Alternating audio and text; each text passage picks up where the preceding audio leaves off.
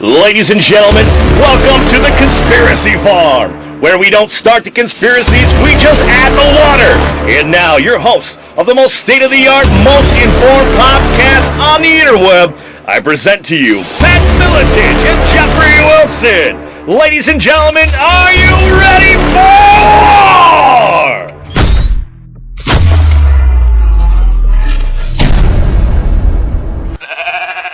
Ladies and gentlemen, today's episode of The Conspiracy Farm is brought to you by our sponsors, the C4.com, the Concealed Carry Clothing Company. If you want to roll concealed and roll comfortable, check out the C4.com for men and women's apparel for concealed carry. And if you want to listen to another podcast hosted by myself, a little bit more lighthearted, a little bit just shooting the shit, just talking about a variety of things with a variety of individuals. Check out It's Me Speaking to You, just how it sounds. It's Me, SPKN, the number 2, the letter U. You can hashtag that bad boy, or you can go to theconspiracyfarm.com, scroll to the bottom. You'll see an icon for It's Me Speaking to You, and enjoy. Pat, if you want to get trained to be a badass, to be trained to be a lethal weapon like yourself, where do we go, my friend? Visit firehorsecombatives.com. I mean, we train law enforcement and military for the past 20 years, and also civilians now. So the civilians can also jump in on the fun, my friend. And yes, ladies and gentlemen, we are back once again on the Conspiracy Farm, where, as always, ladies and gentlemen, we don't start the conspiracies. Oh, no, no, no, no. We just sprinkle a little bit of water. With my partner in crime, UFC Hall of Famer, Pat Miletich. I am Jeffrey Wilson. How you doing, brother? I was quite impressed with that intro. That was beautiful. Well, I was thinking I wasn't giving it enough oomph after our boy Mike Kendall's introduction. I don't know if you can top that, but I figure I would throw a little bit more juice on it and get the people right and ready for what we have for them today. Look, there's no way we top Mike Kendall's intro. Of course. I mean, we do our best. I can only do my best. We can follow it up with some information and some real fake news that will educate the human beings out there, and we've got a lot on the list tonight, don't we? Well, we have, a very momentous here in about 48 hours, man. We have the inauguration of Mr. Donald J. Trump is going on, and I mean, holy crap, where do you want to start with that? You want to start with the 30 congressmen boycotting? You want to start with the weapons found in the violin case with other weapons around the parade route area? Where do we want to go, champ? Well, let's go back to the numbers of Democrats that are actually boycotting it. It's gone from 30 to 40 to 60 because they've spoken with their air fingers, quotes, constituents. Yeah. In California and New York and New Jersey, apparently, who say you can't go to the inauguration when. Now, please tell me how many besides Marco Rubio, in terms of Republicans, because he said he had to spend time with family, and Marco Rubio's as far left as he is right, didn't make it to Obama's inauguration. I mean, if 60 Republican lawmakers said, you know what, we're not going to make it to Obama's inauguration because, well, we think he's evil. We think he's a communist. We think he's a Muslim. Yeah, exactly. With their pee, dude. That's what I'm saying. Exactly. It's crickets, man. Because, well, of course, I don't know. Because of the whole freaking, he's not legitimate now. The Russians got him in, Pat. Jeffrey, are people listening to us? No. Talk. Well, some of them are actually. That you and I are completely off the rails and insane? Is that what's going on? Because I'm having a tough time figuring out when people sit down to watch NBC or MSNBC or CBS or CNN and thinking, oh yeah, this is perfectly logical, and then listening to you and I and going, oh, these guys are batshit crazy. Yeah, well, is that what was the saying about society when those who speak the truth are deemed completely insane? I mean, do you mean the I forget the term. Not to put me on the spot, but that's you put me on the spot. Written about several times in history. Well, I mean, as we've talked about, Pat, the Kool-Aid is sweet, and it is quite potent, and it is consumed by a great many. And again, I'm not saying that like I have all the answers, but again, we see it every day. You know, Hillary Clinton was just a candidate for president. That's in itself is like bizarro world. And not just because I don't like her policies, because the last 30, 40 years they've been engaged in some dark shit, even though they haven't been indicted and tried for it. Right. I had a liberal on my Facebook page going off about Mattis, with Trump picking Mattis as Secretary of Defense, and just calling everybody tough guy and this and that. And finally I go, listen, dude, pick the facts. When he said, your facts are wrong, I said, pick the facts that you want to debate, and we'll start with this. It was, liberals are losing their minds about being exposed, about the DNC, about Clinton, and about the media being exposed for their corruption and shutting down Bernie Sanders' chances for a presidential run. But yet, President Obama commutes the sentence of a complete lunatic who my tax dollars paid for a sex change for. And you're, of course, talking about the commutation of what's his name? Chelsea Manning. What was his name before that? Bradley or Brandon or something? Bradley, I think. Bradley Manning. Look, his name is fucking Bradley. All right, we're done with this. People can say what they want, but look, Bradley Manning was a traitor. He released a ton of secrets. When you're a U.S. military, part of U.S. military personnel, and you release those secrets, that's generally tie you to a post, shoot you kind of stuff, right? Because people died because of the information he revealed in Afghanistan. Okay? So, my point is this liberal individual on my Facebook page finally went, well, I can't argue with you based on facts. I can't do that. But I'm morally superior to you because I care about people more. And I went, what planet are you people born on where suddenly you lose a debate, but tell me that you care more about people than I do, care more about dogs than I do when I have a rescue dog in my house, care more about women when I, was actually not hatched from an egg. I had a mother. And right. And that I have a wife and 3 daughters, and actually care about women a great deal. So tell me how you're morally more caring than I am. And he hasn't come back, of course, but that's the kind of shit we're dealing with. Well, yeah, and oftentimes, and like I said, I hate to get in kind of the right-left debate per se, but any of the sides that get into their moral superiority, they take some kind of moral high ground. That's when it's really tough to kind of continue. Look, I'm tired of your neutral bullshit, Jeff. I'm tired of it. What do you mean neutral bullshit? Neutral bullshit, the left-right argument. Look. We agree. We agree. The right-left paradigm is horseshit. I mean, if I was to identify myself, I would say I was a libertarian kind of. I'm an independent. Well, I mean, a libertarian. I'm kind of, do your thing. Don't fuck with other people. You know what I mean? It's kind of I'm just really kind of a golden rule kind of person. You know what I mean? It's really not that complicated. And I think we get into trouble when we start.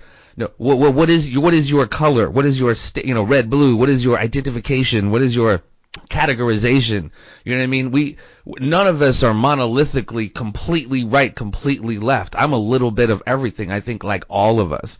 I think when you start talking about I'm all 100% conservative, I would just have to disagree, because I would not you, just generally I think people are a little bit of flavors of both. So, well, I think I've gravitated toward the nationalist versus globalist war that's going on, which is very real, and I think you're on the nationalist side. Am I right? Yeah, absolutely. But see, then people would automatically be like, okay, so you're a Republican, or it's like whatever. You could say whatever. Yeah, I'm more for states' rights, less. No, because. Dude, documents released by WikiLeaks just not that long ago, a few days ago, show that McCain and McConnell and a bunch of other Republicans were truly being paid by the Clinton Foundation to attack Trump. So there's your globalist. Well, yeah, that's what I'm saying. Most of these. I mean, I'm sure some of those 60 Congress people, or people who aren't going to Trump's inauguration, are Republican. So I mean, I'm sure it's and not. Paul Ryan was one of them, dude. Paul Right.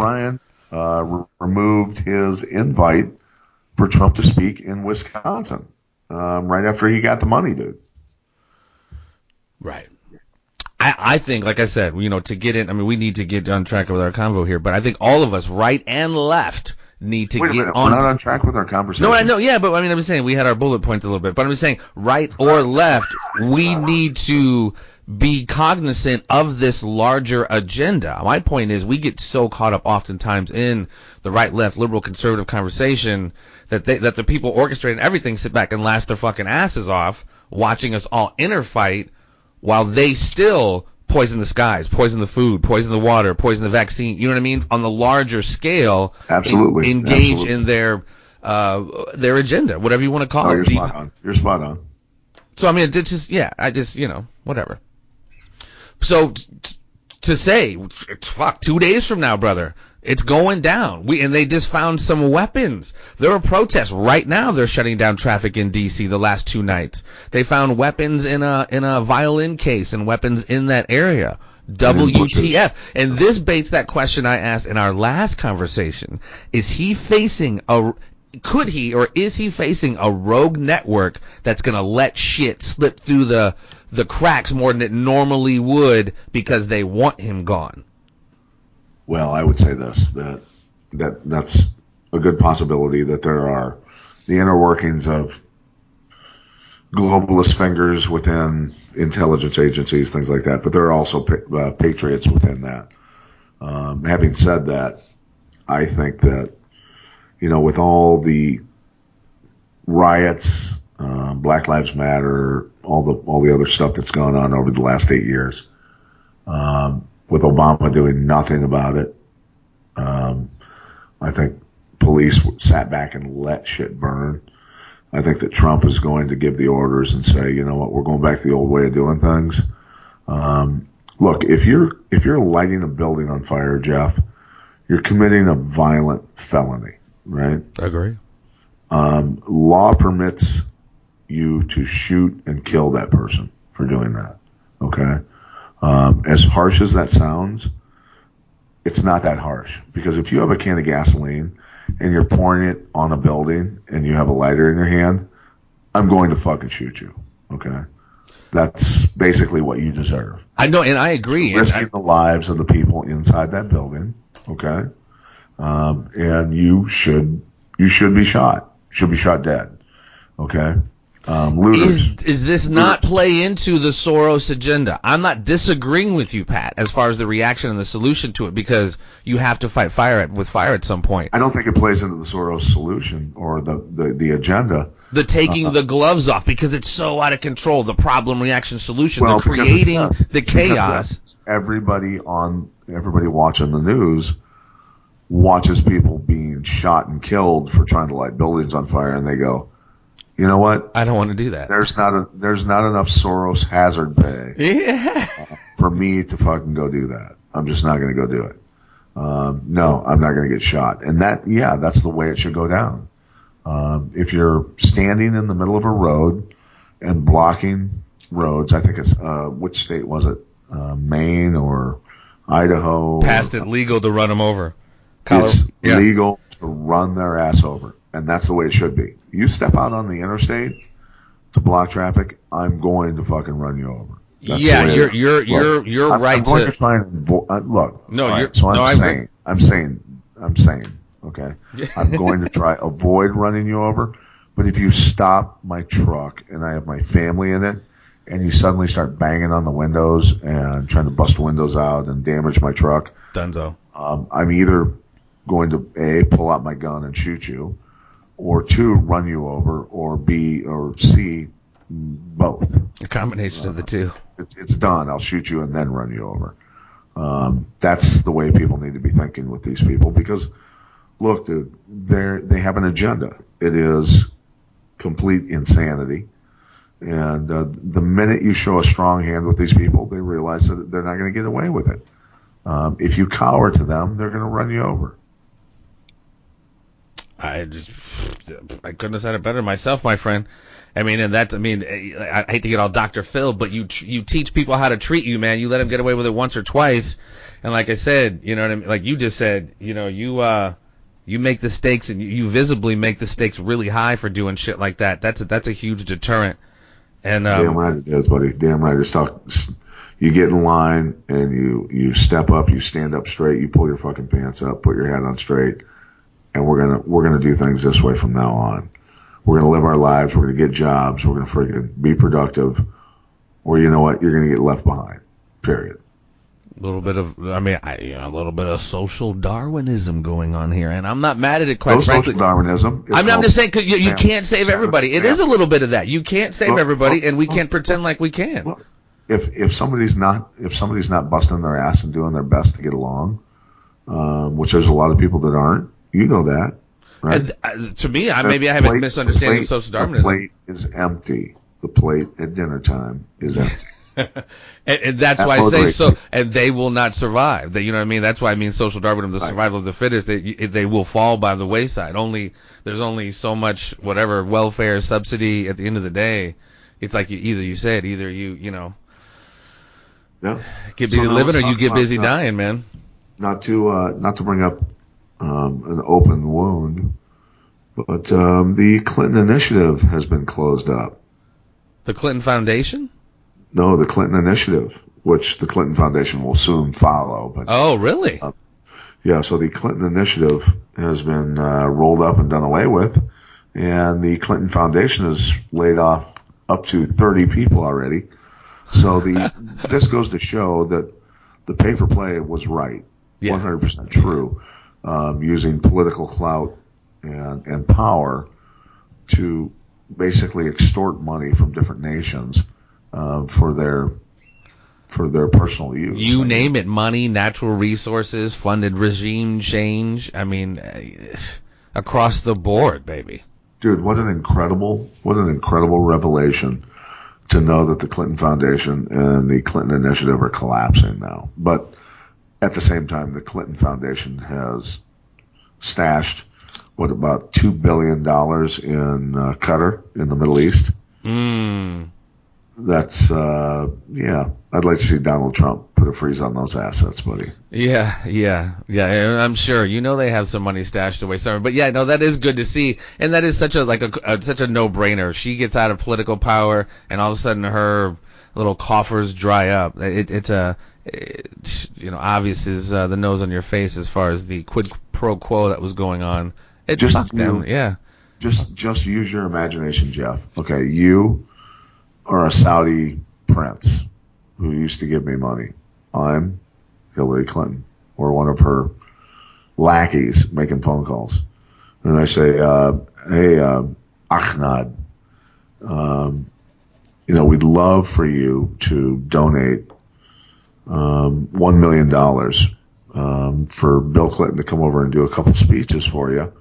And, so see if we can work something out for Saudi preference over here in the United States. And he goes, wait a minute, you're no longer head of the State Department. You're no longer running for president. What the fuck do I have to gain? Right. What do I need you for? Like no more friggin' madrasas in your country. Who the fuck is this Trump's guy? In, yeah. Right. So no, piss off. I'm not giving you any more money. And how many hundreds of those phone calls have gone unanswered or just turned down, and suddenly it's, we need to close the doors. And it's interesting because I'll be anxious to see how this plays out, Pat, because as we talked about with your boy Josh Howitt, Africa was the big jewel as far as natural resources, which is kind of what a lot of these proxy forces were used for. So I'll be anxious because it was always a race between us, China, and Russia, as we talked about. And I'll be anxious to see if Trump continues that kind of,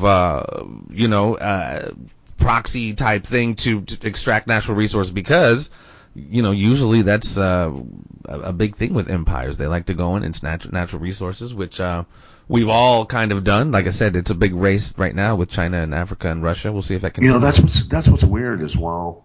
When you bring that up, Obama being anti-colonialism and all the other stuff that he's done, and from what I've seen, internally trying to undermine this nation's power. At the same time, he's gone along with the globalist powers in terms of funding and financing terrorist organizations to upset regimes in North Africa and in the Middle East to do the exact same thing, but not on behalf of America, but on behalf of the globalist organizations, which is the exact same thing, just a more diabolical agenda in my mind. I mean, look, both to a certain extent, I understand they're diabolical, but the globalists don't give a shit about America, right? Right. Well, I guess it comes down to like the intent, but I mean, in the end, you know what I mean? Yeah, that's kind of a moral dilemma there, because in the end, you're still talking about funding whatever particular organizations for a political end, which oftentimes could involve the death of innocent people. So regardless of kind of. So what do you do? Call China and Russia? So what do you do? Call China and Russia and go, hey, guys, we need to sit down and discuss. We need to stop funding proxy armies, which ain't gonna happen. No, exactly. That's what I'm saying. It's an interesting conundrum. And doing all this horrible shit while they're doing it, or do you just say, okay, now we need to send our real army in and whack all these fucking lunatics and take over?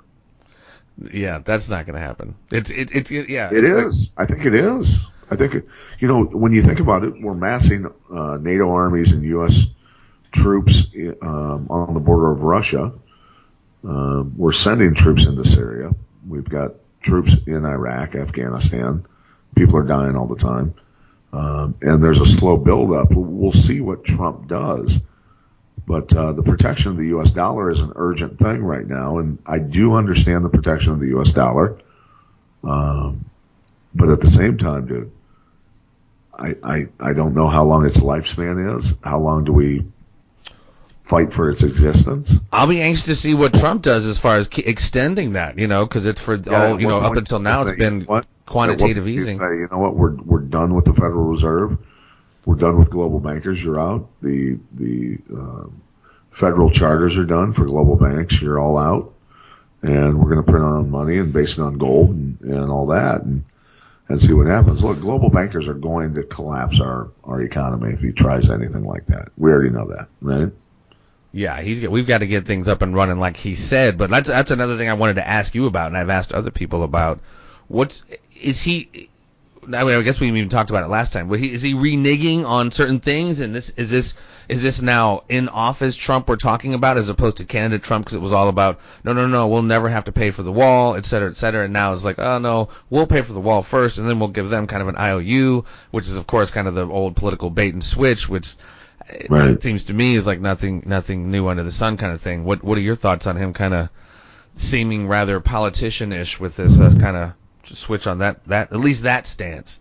Well, I'm thinking more to come? Initially that liberals are freaking out about his childishness on Twitter, which I would agree that he's done some really stupid shit, being thin-skinned and whining about people. As a president, you don't need to be tweeting about Meryl Streep, Yeah, dude. Like I said last time, just say Don. Your Twitter account's Don, dude. Seriously. Yeah. But that's right. Is he deliberately doing that to make small things big while he's doing other things? I think he's probably a smart enough guy where he may be doing that. I mean, none of it should even be worth his time, really. He's no longer the host of The Apprentice. He's the president. Right, so it's just like it shouldn't even be on his radar. Yeah, it's at some point you go, okay, you're the president of the United States. You don't have to be the center of attention, because you are the center of attention. It's hard to convince a narcissist of that, which of course he is. What do you think though? I mean, he's a narcissist. Are you serious? It's pretty. And I'm not, you can't, it's almost, whatever, I hate to use that as an analogy, but people talk about professional wrestling, like you can't get into it without an ego, to want to be the best, to be the champ. Like, he's done, yes, he's got a bit of an ego. There's a lot of guys that have gotten into that profession and said, it's okay. I'll be the heel. It's okay. Right, exactly. But that's, whatever. Yeah, I like I said, it was a prior poor analogy. But what do you think, dude? Do you think, like I said, I'm literally watching right now is a live video of just a protest shutting down a road in D.C. right now. I mean, what do you, and like I said, literally, ladies and gentlemen, weapons were found in a violin case. I think Pat hit me up with that a couple days ago. Dude, I wanted to go to the inauguration in D.C. I've got a broadcast live in Minnesota at Majestic Casino, Mystic Lake, I should say, in Prior Lake, Minnesota, Friday. So I won't be able to go. But if I could go, I would go. And I got to be honest with you, dude. If I rolled up on people blocking the road, I'm putting the truck in park and I'm getting out and I'm fucking knocking people out. I'm serious. I'm sick of these people. I'm sick of these people not agreeing with what I agree with and then wreaking havoc. Look, I didn't agree with Obama for 8 years. Right. I never blocked traffic. I expressed myself, but I never blocked traffic. I never did anything violent. I never did anything beyond my First Amendment rights. Well, and on that side, they did clown people. They did tell people like, oh, you're racist, you're et cetera, threatening violence, et cetera. They really did obviously frown upon, people who did at the time weren't cool with Obama's election. And then leading up to Trump's, I think you read it on the last show, what Obama said about the possibility of Russia hacking, et cetera, et cetera. Their hubris leading up to Trump's win was insane. And they literally, from a psychological standpoint, they just started projecting. After Trump won, they literally became the people they told us not to be, or when I say us, dude, they projected everything in terms of the DNC media and Clinton camp corruption. That's what they projected on fixing an election, which what they did to Bernie Sanders, right? Yes, exactly. Which what they attempted to do in the presidential election. They got exposed for all of it. The media will not cover anything on James O'Keefe and Project Veritas, which is now releasing videos on these liberal lunatics wanting to do gas attacks in buildings for conservative gatherings before the inauguration, chaining the train shut so that people can't get to the inauguration, blocking traffic, doing anything they can, attacking people. Well, and just make sure you make. And I know I'm sorry, I don't mean to interrupt, but ladies and gentlemen, what he's saying is verifiable. The DNC was paying people to come in to provocateur. $2,500 per person, dude. $2,500. If I'm unemployed or working for $500 a week, and I can get $2,500 and a bus ticket to go wreak havoc and cause violence in Washington, D.C., and deal with an arrest for disorderly conduct or whatever, if I can get away with it, light a building on fire, beat some people up, do whatever. $2,500 is a lot of money, dude. I mean, that's more money than most people make in 2 months. Right? It's a nice chunk of change, but the point is, it's like it was a coordinated, organized agenda by the very people who were saying. I mean, yes, there were assholes at Trump rallies too. I'm not saying there wasn't, but I mean, I didn't hear an organized thing from the RNC or maybe whatever. You can talk about whether that shit was hacked or not, but this was organized, dude. And Debbie Wasserman Schultz, her getting removed because robbing fucking Bernie Sanders and the blatant voter fraud. It's like none of this really got talked about. And then when it finally came out, if you will, it was all about the Russians. It was about who hacked it as opposed to the blatant shit, the blatant illegal shit they were talking about that they hacked. Whomever hacked it. There will be no discussion on that in mainstream media. It's so disgusting. Pay no attention to the man behind the curtain. No, imagine, if you will, we're in the Twilight Zone. Imagine, if you will, there's 6 corporations that control the release of all information to the public, and anything else is deemed fake news and shut down. Which is pretty much where we're headed. We're there, dude. We're there. Like, you and I are fake news right now. Yeah. We're fake news. And that's the same kind of projection. The same fuckers who have been engaged in fake news forever are talking about real news as fake. And that's That's the whole inversion of reality that really, honestly, Patrick J. Milicic and my whole fucking listening audience really frustrates me on a daily basis. Swear to God. Because I see people every day, and again, not that I know everything, but I just see blue pill people all over, just, not having a fucking clue, but still being adults and acting like they're engaging in a substantive debate. And again, not that I know everything, but I can't engage in certain conversations when you're talking about tooth fairy shit, quite frankly. And that's where we're at now. And this fake news, geez, have we heard anything about John Podesta anymore? I mean, great.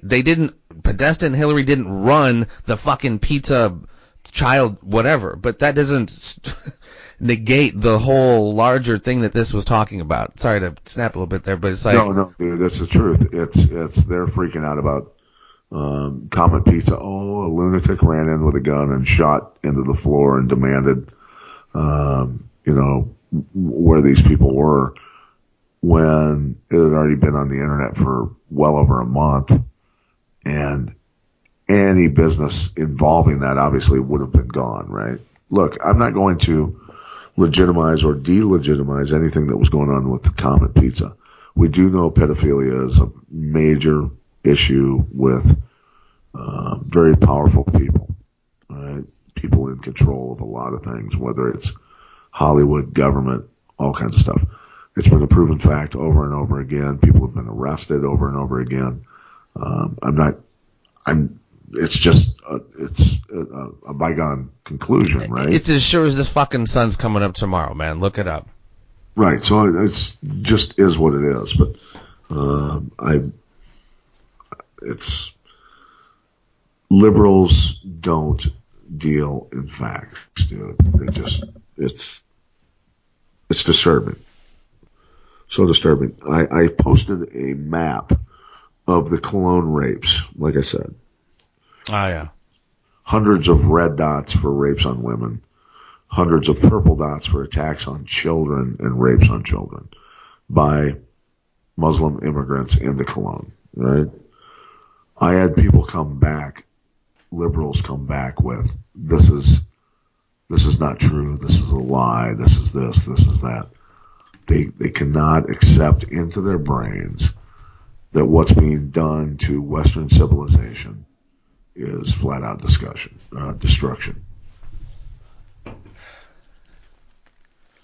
It's so, again, like you said, what you just said, people can't wrap their minds around it. I just saw a report the other day that basically German intelligence knew about and let the guy who recently during the Christmas attack drove that truck through that Christmas crowd, knew about that guy for a long time. Wait a minute. Talk about NATO red flag standing armies. What was the name of that organization? That's what I'm saying. Gladio. And Gladio B is what, again, ladies and gentlemen, I've teased it and I've talked about it, but Sibel Edmonds will be on this show one day, and she's very much so knowledgeable about this. But Gladio B is that second phase of that. It's what we're seeing now in Brussels and Paris and Germany. You might be talking about legitimately radicalized individuals, but they're being manipulated by, obviously, larger forces. So you think about the forceful Muslim invasion of Europe, right, before the Crusades, okay?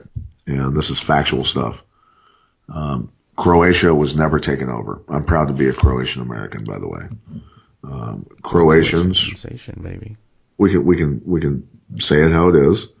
People can say whatever they want about Croatians, but Croatians take zero shit off anyone. Okay, I'm number one, a fairly tough Croatian, but I'm a very small Croatian. Croatians are huge people, right? 6'4", 6'5", 6'6" type people, and they're badasses. I mean, I would say if I walked into Croatia and picked a fight, I'd probably lose most of them, okay? There's a reason that the Muslim invasion did not make its way into Croatia, and that's the deal today. Croatians are not accepting it. They know exactly what's going on, and they know history, okay? While the rest of Europe is being invaded with a peaceful invasion, Croatians are not taking it. And my Croatian friends are letting me know every day on the internet, dude, this is what's going on. We got, anytime Muslims friggin' come in and try and friggin' flex, we put it on them. We put it on them and send them packing. That's the way it is. Mm-hmm. And Muslims know, dude, do not stop in Croatia. Do not do it. Don't go there. Don't mess with the women. Don't friggin' try and bully anybody, because you will get your ass put in a pine box. Well, yeah, in that area, dude, especially during the fall of Yugoslavia, I mean, you definitely had, I mean, obviously you did have your huge Muslim contingent there, and that was obviously kind of the beef that was going on through all that. Your Muslims, obviously your Christians, which would have been kind of your, the big problem was the Serbs tried to take everything over, so they right. Were attacking Bosnia Herzegovina, the Bosnians, which are the Muslims, and then the Croatians. And the crazy thing about it was, people don't even realize this, but what took the Serbs well over a year territorial to take during that war, once Croatia was recognized as an independent nation and they were able to buy arms to defend themselves, what took the Serbs over a year to take territorial-wise, the Croats took back in a week. And then went on a rampage and went after the Serbs that were responsible for the ethnic cleansing. There's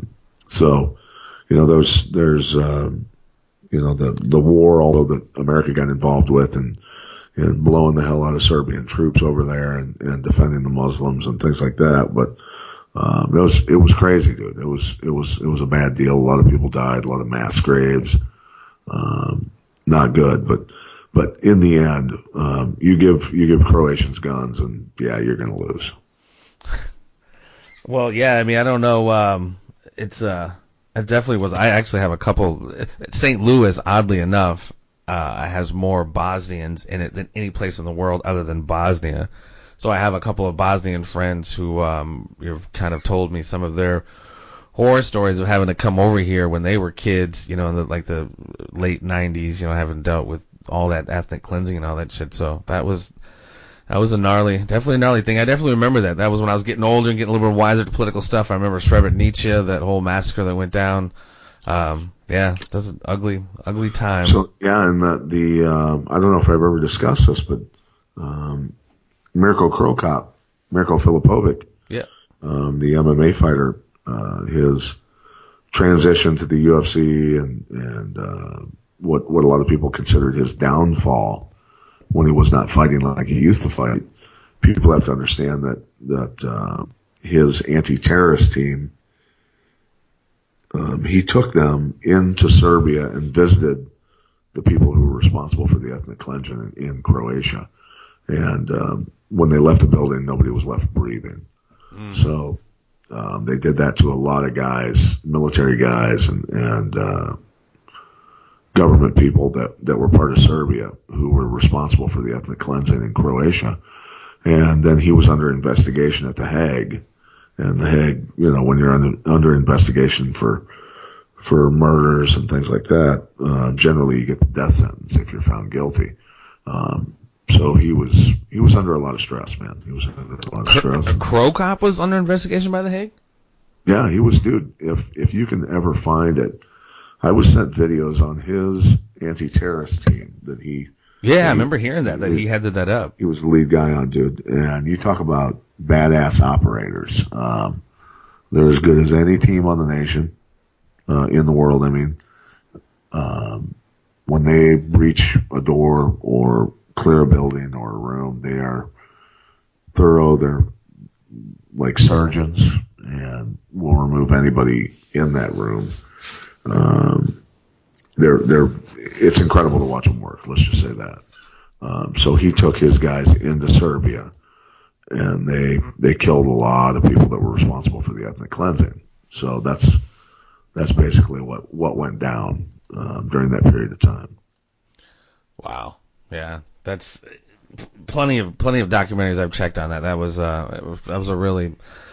a messed up situation, man. Quite frankly, it's completely digressing, but it was, I remember watching a 30 for 30 episode about, I think it was Drazen Petrovic and then another basketball player. One was Croat and one was Serb. They had grown up like their whole life together, and then that whole thing happened, and then they just stopped talking, just based off that conflict, which is just really crazy. I mean, you people, it's not always even like religious, Muslim or whatever. It's like, sometimes it's very ethnic, and it's sad to see that kind of stuff happen and that kind of division happen. But that's what war, as we've seen. Well, yeah, I have people who hear my last name and go, Milicic, are you Serbian or Croatian? And I go, Croatian. Right. And if they're not Croatian, they go, oh, and they walk away. They're like, shit. That's real heat, dude. And I honestly, even though I knew about all that stuff back in the day, it's like I didn't, until I got here in St. Louis and knew about and got to know Bosnians, and even kind of seeing that show, is like, I realize how visceral that heat even still is to this day.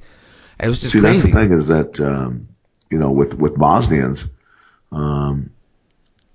we get along because we had the same enemy, right? The Serbs? Yeah, the Serbs. I mean, the Serbs were everybody's enemy. Right. So, that's... Slobodan Milosevic, Radovan Karadzic, and Milatko Vladic. Yeah, how I remember that, I don't know, but that's how often I heard those names when I was a kid. Yeah, and I had a friend that used to joke around and call me Slobodan. And I go, dude, you call me that again, I'm going to freaking paste you. Like, you're going to get slapped around. Yeah, he's one of those guys that died suspiciously of a heart attack right before he was about to testify before The Hague. Well, he knew he was going to get assassinated, so that was the end of that.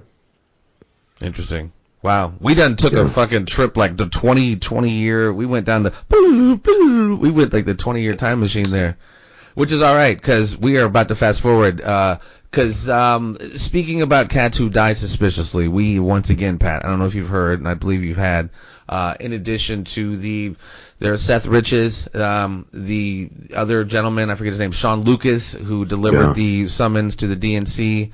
Right. We have a gentleman who was, he was pretty much he was an editor for one of the main publications in Germany.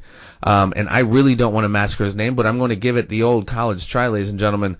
Here we go. Dr. Udo Ulf Kate. He was a journalist and author, who pretty much has said, he wrote an article about a year ago, talking about, how he has pretty much been working for the CIA, planting information and creating fake news for the Central Intelligence Agency from America in Germany. And he winds up dying a few days ago. I'm not sure if you heard about that, but he's a well-known guy in German media circles. But he winds up dying after pretty much saying what kind of we've been saying. Hopefully we're not going to wind up the same way. That the CIA pays for fake news, and in his mind, and his estimation, was to foment war in Europe and Russia. Thoughts on that, my friend? Well, number one, what kind of dumbass admits it publicly and then gets himself killed? Well, he had he had a conscience, you know what I mean? He just like, you know what? Oh, he saw us going to World War III and decided he'd be honest and get a bullet. Like I said, his original article was from a year ago. And then they did wait a while. They waited a year, and of course he's 57 years old, dies of a heart attack. Yeah. So what is the best way to give someone a heart attack when you want them to die? What is that? Dude. Is that a roller coaster ride? If you remember back in the church committee, dude. No, real talk, dude. Questions here. God. Back in the church committee, where I think it was Goldwater, Barry Goldwater was holding up the gun. At that time, it was kind of the big clunky cyanide gun. But dude, there's ways. I mean, I've seen where you can get like puff of cyanide mist that you put in people's faces. You can tap them. The Iceman, the killer, the HBO documentary on the Iceman, he would go up to guys and put just a little cyanide on their jacket, and it would slowly, as they sweat, seep into the thing, and like 20 minutes later they die of a heart attack. Breitbart, I think it was the same example. You can get people to die. Dr. Michael Bodic, I think his name is, L.A. well-renowned forensic pathologist, has said you can basically kill people untraceably and have it look like a heart attack. See, Michael Bodic. What's that? I was trying to pull that out of you. Thank you for doing that. Yeah, it can happen, man. It can happen. So it's like all these, your younger people die. Like the guy, the Marine we talked about. I don't know if you remember, but he was a runner, and then he supposedly stumbled 200 yards down this embankment into a river, and they supposedly said he died of a heart attack, but then they wound up saying, it was foul play or whatever. But it happens, man. It happens. All these suspicious heart attacks.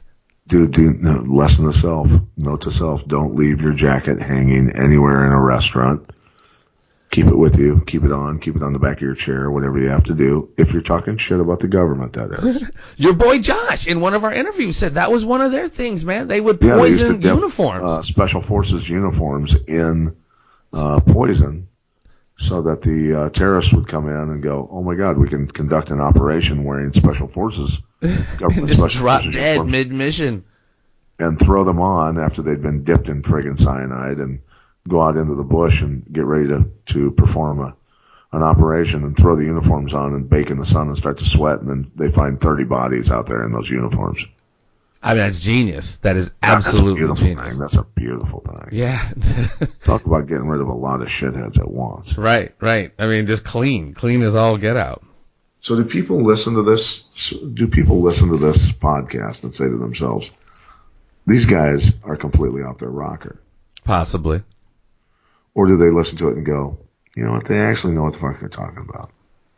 It's probably a nice little happy medium of at least because like you said, like we've talked about, we've kind of geeked out on this stuff for a while, so not a lot of people kind of come to this with the same kind of acumen, if you will, the conspiracy, quote unquote conspiracy acumen. So a lot of people, it does curveball them. But when you talk to them and you're like, hey, just go check this out, as opposed to like 15, 20 years ago, pre-internet, where it was just like you were definitely the tin hat crazy guy with no way to substantiate it. Like now digitally or whatever, not that everything on the internet is real or whatever, but you can easily substantiate so much of what we're talking about. So now it's not like it's really incumbent upon everyone else to take responsibility for this shit. Yeah, of course, we might be wrong. I'm not completely insane. Well, I mean, like I said, and we might be wrong on a thing or two, but at the end of the day, ladies and gentlemen, we're definitely dealing with I don't even know what the fuck you want to call it. Did you just admit we might be wrong on something? I mean, believe me, I'm very Socratic about my things, Patrick. All I know is I know nothing. I just have, certain considerations. Wait a minute. What about the time we were with Brian Williams in the gunship flying through Afghanistan when we were under rocket fire? And we were there. We're not wrong about that, are we? No, we're not. What about the time in Bosnia-Herzegovina with Hillary Clinton? When she was under sniper fire. Oh. I mean, we were there, dude. It was scary stuff. We would never lie. Sparks flying off the pavement from the rounds hitting next to us. That's so crazy. You just haven't seen her. She just went away, didn't she? Dude, she didn't go away, never to be seen again. Obama is about ready to go away also. In 24 hours, 48 hours. Thank God. The first truly, well, besides Kennedy, Irish president is almost gone. Irish president. He's so close to being gone, dude. I mean, imagine him when he went over to Ireland and drank Guinness Stout in the bars over there. Those fucking Irish were sitting in that bar going, fuck this guy. This guy is globalist. Fucking puppet. Right. That's the last place you want to go as a fucking globalist, over to go to Ireland. And they're going, just think of their Irish accents. Just going, he's Irish my ass, laddie. Look at a shite hooies. Let's do an Irish curb-on.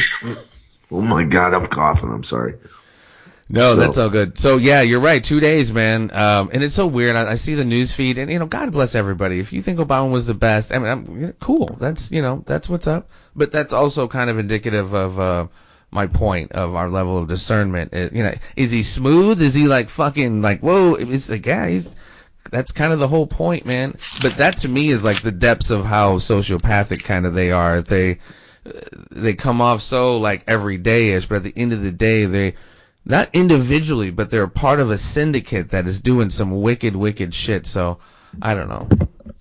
I try not to get caught in the frill of like weeping. People said they cried at his speech the other day. Like they cried. Like he had a final. People were crying at Michelle's speech at the that too. What was That the too. freaking teachers union freaking gathering, dude? Huh? Weird. Oh, that was like a couple weeks ago. It was disgusting. It was disgusting. Yeah, it's not that I'm not a sentimental person, but it's like really like that's. No, it's crocodile tears. It's truly. Her when I watched her, I forget where it was. Hers was I watched her. She almost looked like kind of Hillary, like she just couldn't do it, like she just couldn't even feign whatever emotion, whatever. Anyway, 48 hours. We don't have to worry about it. She's crying because they're leaving the White House, dude. That's it. Right. That's all right. Freaking gravy train is over, bro. In 48 hours, we won't have to worry about it. She has to go back. Her interview with Oprah was so disturbing. I can't even watch something like that. How do you watch something like that? She sat there and looked at Oprah and went, for the past 8 years, people actually had hope, and now people realize what having no hope is all about. And I thought, wow, you're really that mystified. If I was there, I would vomit in your mouth. Bullshit, right? I what? I said if I was there, I would vomit in your mouth, saying it to her. Like it's. They have a great career in like WWE if they wanted to if they wanted to be those kind of or actors or you know what I mean. All right, so we're taking bets on the internet here. People can post on our Facebook page. Taking bets. Unrest or no? I was going to do that. Unrest on Inauguration Day, number 1. Yes or no? To what level? 1 to 10, 1 being nothing, 10 being people being shot and killed and stuff being burned. We have to suspend the inauguration. Right. Second vote should be what will Trump's first week of action be? What will he reverse? What executive actions will he reverse of Obama's? And how long will it take to repeal Obamacare, the ACA, Affordable Care Act, and what will they replace it with? Because, look, while these liberals lose their minds and complain about all the millions, what they're going to do about losing Obamacare, don't take into consideration the millions that lost their doctor and their provider in the implementation of ACA. And the Democrats, the liberal psychos, could have cared less about me and my family, you and your family, in their scramble to try and find any doctor and any healthcare plan, while over 1 million people, over 8 million actually, correct myself, are choosing to pay the penalty and not have health care because, one, they find it either too expensive or B, too fucking confusing to even try and sign up for. Yeah, well, premiums skyrocketed on everyone who's on it. Or, that was another one of the things that wasn't supposed to happen that did. So it's like, Look, man, I'm going to send out tweets to my representatives, Grassley and other folks in Congress and the Senate, and go, look, dude, we should not be held accountable to pay for the health care of everyone else in this nation. Your job is to get out of the way, lower taxes, lower regulations, let industry take over, let jobs be created. Those jobs will create money in the pockets of individuals who can then pay for their and their families' health care, thereby lowering the cost of everybody's health care, and lowering the cost of everybody to cover the health care of their fellow Americans who are not able to, whether physically or mentally handicapped or for whatever other circumstances, are not able to get health care. Right. That should be the main goal of government, to get the hell out of the way and allow industry to take over and put common sense regulations in, minimal taxes, and just get out of our way, man. Yeah, government's never really been the solution, and I'm smart enough to know I'm not smart enough to solve that. But these people that get in government suddenly go, well, imagine you going into government into Washington D.C. and your staff that they hire for you says, okay, we need to sit down. We need to figure out what your stance on healthcare is. And when those people sit me down and say, what's your stance on healthcare and how we take care of the American people, I go, I don't have we're in government. We shouldn't be taking care of their healthcare. That's not in the Constitution. It doesn't belong in it. We need to get out of it. We need to make companies fight for the right, hospitals fight for the right, doctors fight for the right to take care of anyone and lower their prices and battle tooth and nail for anybody who wants to come to them. Look, common sense regulations. Look, doctors take a swear of oath that they're going to serve people, take care of people. That's the way it is. That's their mentality. They're going to take care of anyone. Okay. Ideally, whether they have money or not. But in the end, it's not government's job to force health care, and certainly not to force you and I paying for the health care of those who choose to just say fuck it and not pay for their own. Right. All right. So, at some point we've got to put this in reverse and go back to where we came from, because we're $20 trillion in debt and the shit's not working anymore. Yeah. I mean, and there's even beyond the fucking healthcare, man. There's so much lost money and freaking Pentagon black budget shit. I mean, you're talking about trillions and trillions of dollars. So much.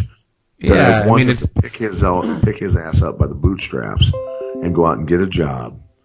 A newly created foundry, a factory, this or that hopefully Trump will, by lowering taxes and regulations, enable to restart, and then they can take care of themselves. That's how much I care about my fellow Americans.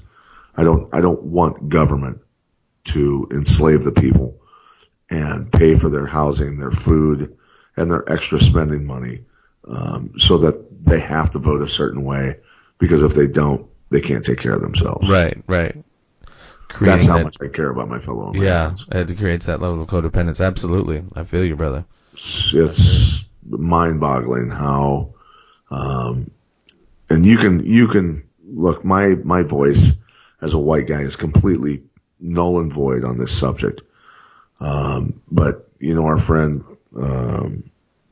Charles Jenkins, our Chip, our other liberal friends, who sit there and call other black guys friggin' all these nasty names, because they believe in the same thing you and I believe in, of independence, of people being able to take care of themselves, calling them.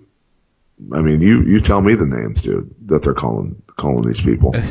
They calling me Sheriff Clark is getting called all kinds of names, dude. Yeah. The sheriff of Milwaukee, that guy's a badass and doesn't take any shit off anybody. But, I mean, the names he's being called, Sambo and all this other stuff, dude, it's out of control. I mean, and then you've got white liberals who are gathering, and speaking out against white people and saying that there should be a white genocide. Dude, you're a Caucasian calling for the genocide of your own race. That's how insane not only blacks, not only whites, Latinos, just liberals in general are off the fucking rails, Looney Tune. Almost like we said from the beginning, and like I said, I'm not trying to blur the lines, but yeah, the ignorance, bro. Ignorance equals, basically the basic definition of ignorance is uninformed. Like that's, yeah, I see that every fucking where in every strata of society, dude. Donald Trump is going to warm up, like I said. Dude, Donald Trump is telling them to warm up the chimneys on the FEMA friggin' compounds. So we put all people that are minorities in there, or all liberals need to be put in these FEMA camps. What the fuck did you just say? What's that? You said, I'm sorry. The what? Whatever you just said, say it again. These people actually believe that, like, the FEMA camps are getting, like, warmed up for them. Oh, I thought you were saying FEMA camps. Of course not. No. No, but these liberals thinking that it's the end of the world, that if Donald Trump is elected, that suddenly there's a 4,000-man Ku Klux Klan march down their friggin' street. And I mean, that was very, I mean, honestly, bro, I mean, as a person who has listened to a little bit of Alex Jones in my life, that was exactly the same tone coming in 8 years ago. You know, it was the brown shirts, you know what I mean? It was very much so, FEMA came. But here's the thing, is that Obama actually tried to implement it. Now think about and I'm gonna. I don't remember hearing anything about people getting thrown into FEMA. He talked very clearly about a civilian force that was as well armed and as powerful as our U.S. military, but made up of U.S. citizens who were roaming the streets of America. And then on top of that, combined with that, Soros funding all these different groups, trying to wreak havoc, the media showing most were legitimate shootings of individuals who were actually armed or attacking police officers, but presenting it to the American people as illegitimate and basically murders. I agree with that. I agree with that in a more clandestine way. I'm thinking we were saying, like, Alex used to say it would be like hard, like fucking brown shirts on the streets. You're like you were saying, like the Klan on the streets, very hard. But here's the thing: the last piece was getting Hillary Clinton elected, because she was going to have and make sure that she was going to put people in the Supreme Court to reverse the Second Amendment, and then the collection, once the apparatus of federal government controlling law enforcement, they could give the orders to go out and collect the guns, right? Yeah, well, and we won't know, but I think, no, you're exactly right. And I think we would have seen more domestic. The brown shirt thing with Obama was legit.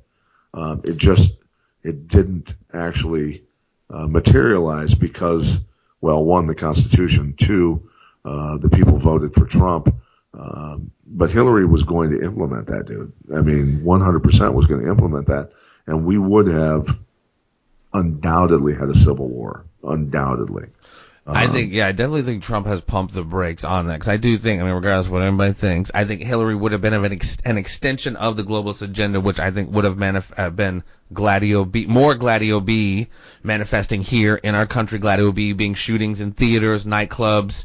I just think it would have been more obvious than that, dude. I think it's still going to go on, brother. I think exposed so much that they're just being obvious now. And this is going to be something we're still going to talk about, brother. And not that it's cool, but I think it's cool that you and I have this understanding of, like, kind of what Kennedy was up against when he was coming in, trying to do kind of the right thing, getting out of Vietnam, etc., but still up against a lot of cats who were just down for war. And I'll be anxious to see how this manifests, dude. If Trump is really trying to get us out of some of these entanglements globally, and you know how that works with these cats who want to stay in it, man. You know, right? No, well, look, I think that Vegas might be taken, given that what Kennedy did and Trump's similar ambitions. I think Vegas might be taking odds on how long he lives, dude. Yeah.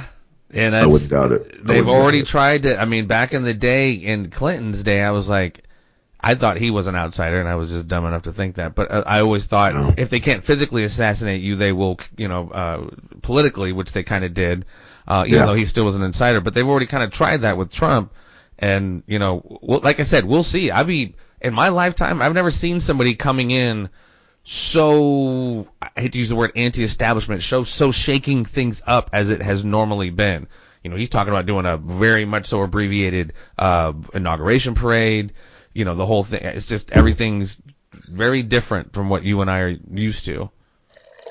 Well, the digital age has educated us to the mainstream media bullshit. So Kennedy had the deck stacked against him even more. At least the citizens understand the bullshit from the media against Trump. And that's what I don't think people get on the other side, man. I was hearing something the other day about the Tea Party and how that was just a racist thing. And like, dude, I'm telling you right fucking now, of course you might have racists in the Tea Party, but that was more a referendum on what we're talking about still today.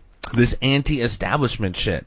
And then in 2008, that was the Tea Party thing. And then, Brexit and Trump. These are all echoes of the same. Unfortunately, the Tea Party got hijacked by the Koch. It did. I'm just saying, organically, originally, it was the same kind of psychology that caused Brexit and that created Trump.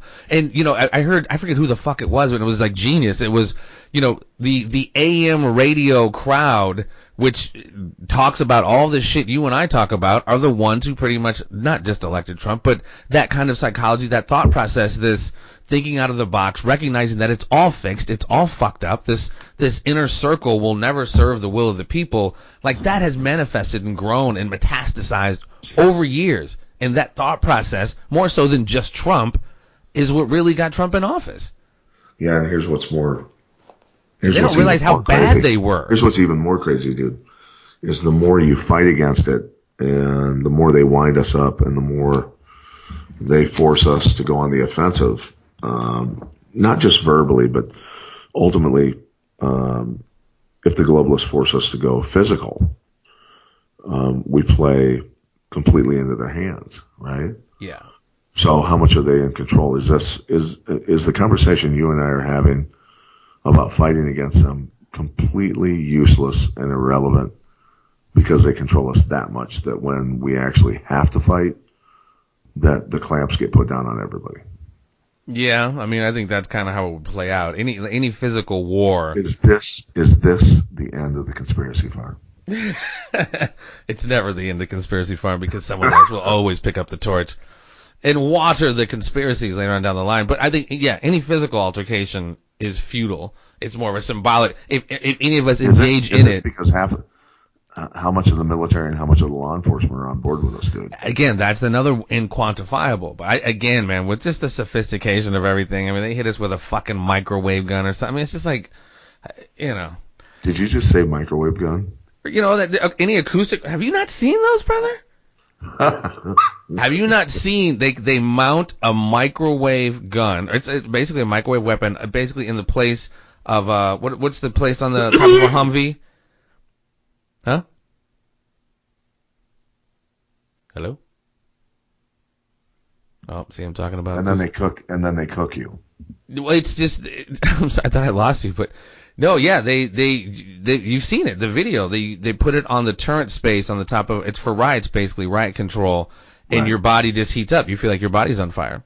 That's real shit, dude. Or acoustic weapons, or fucking any of the other sophisticated shit they got. Here's the thing: that acoustic weapon doesn't work from 1,000 yards away when you're. That's true. When you're holding a 300 Win Mag from a perch. Right? I know nothing about what you're speaking, sir. No, neither do I. I'm just parroting. No, I feel you there. But I just say, their stuff's a little more sophisticated. They're more organized, etc. We want to avoid. We want to change hearts and minds. We can't do that by killing people. In my humble opinion. You're completely full of shit. Actually, you can change a lot of hearts and minds by killing a lot of people. Yeah, would you? Yeah. I mean, you really can. Jeff, it's been proven in history. Yeah, no, I got you. If you kill enough people, they just give up. All right. Right? No, I mean, yeah. I'm not a general, dude. I don't do the war planning. I sit here and talk shit. I mean, Jeff, we can take your route and throw flowers at the government, but no, that's not what I'm saying. Hey, believe. No, I'm not about fighting my own government. Trust me, I'm not. I'm about arguing with my own government and debating their legitimacy in terms of their current condition of being a Goliath, a behemoth.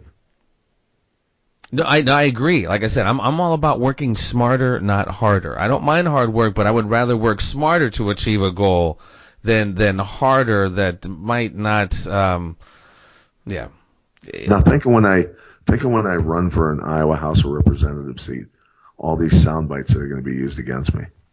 No, these are perfect. Well, yeah, a couple of them, yeah. That's why one of them you said. I'm like, what? What'd you say? No, you're good. We need to line all these people up behind a barn and shoot them. One of those lines. That's where I go. Oh, wait. They committed treason. Is that suddenly not allowable? That's where, yeah, exactly. That's where you have your lawyer pull out the basically the legal code and like, hey, here is the punishment for said treason. I'm not speaking out of turn here. This is what's supposed to go down. Selling 20% of our uranium production to an enemy state qualifies under treason. Yeah, another one that just went with crickets and but yet Trump is the madman. Again, like I said, some of these conversations, I'm glad I have this show with you to speak to all of our listeners. I can kind of vent, because only a couple people do I actually kind of have these conversations with that get it, I guess, of sorts. Maybe other people wouldn't say just as crazy as me. That's sure. how isolated we are in terms of, think of the masses that watch NBC and CBS and ABC and MSNBC and CNN and go, dude, I sit in airports every week and see people staring at CNN. And I just look at all of them and go, oh, bah, bah, bah. And that's what it's designed for, too. And that's, I guess people don't even get that part of it, that it's so sophisticated that it's designed to... Dude, no. Okay, talking about CNN, we got to discuss Don Lemon on New Year's Eve. I didn't see it.